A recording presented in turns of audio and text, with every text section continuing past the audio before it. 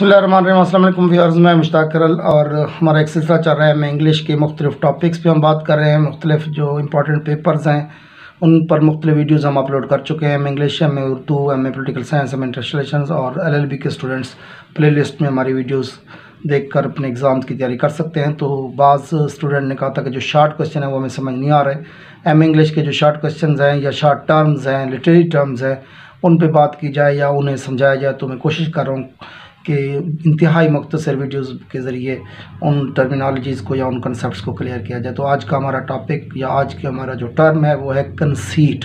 कि कंसीट क्या है? कंसीट भी सिमिली की तरह एक कंपैरिजन है, एक मुमासलत है, लेकिन इसमें डिफरेंस ये है कि जो कंसीट के अंदर कंपैरिजन है वो तो फार फेच्ड भी होता है और फैंसीफुल भी होता है। तो एक लिहाज से कहा जाए तो ये तख़य्युलाती, एक नाकाबिल यकीन और एक ऐसा कंपैरिजन होता है जो कुछ हद तक तो कह सकते हैं कि वो कनेक्शन को मिला देता है, लेकिन शॉक ज़रूर कर देता है रीडर को कि इज़ इट पॉसिबल कि ये क्या चीज़। क्योंकि देखिए, अगर कोई कहता है कि मेरा बेटा चांद की तरह है या कोई अपने महबूब को फूल कहता तो ये चलें काबिल यकीन हो सकते हैं कि चलें खूबसूरती के साथ तशबीह दे दी है।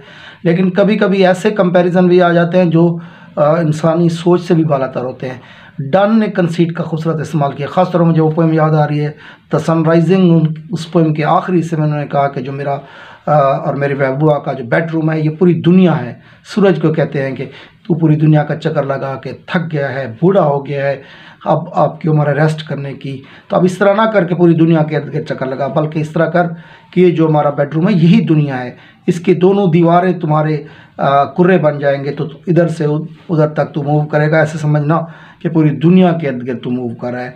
तो ये कंपैरिजन कि बेडरूम को पूरी दुनिया के साथ कंपेयर कराना, ये कंसीट की बहुत खूबसूरत मिसाल है।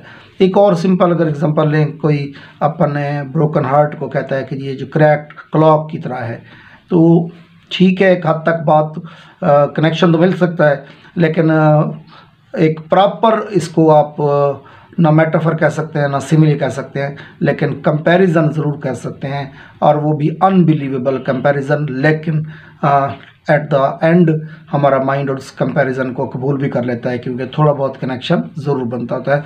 तो लिटरेचर के अंदर बहुत ज़्यादा कंसीट का इस्तेमाल किया गया, और ख़ास तौर पर डन इस हवाले से सफ़े अव्वल के शोरा में से शामिल हैं जिन्होंने कंसीट का बड़ा खूबसूरत इस्तेमाल किया। तो ये आज का हमारा टॉपिक है। अपना दोस्तों को बहुत ख्याल रखें। अस्सलाम।